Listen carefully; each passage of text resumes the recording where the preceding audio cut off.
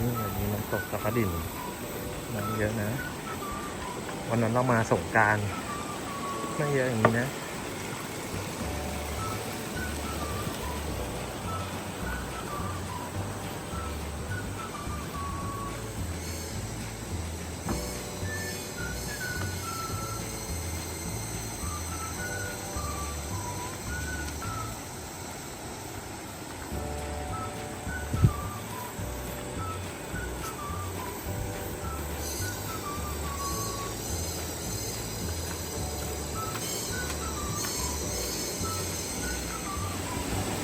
ถึงแล้วครับน้ำตกตะกดิ่นน้ำแรงมากวันนี้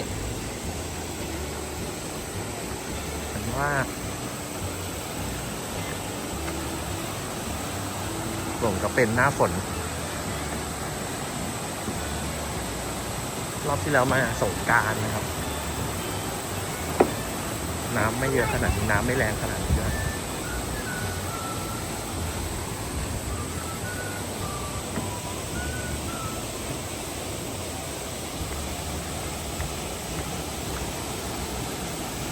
โอ้โหน้ำแรงมาก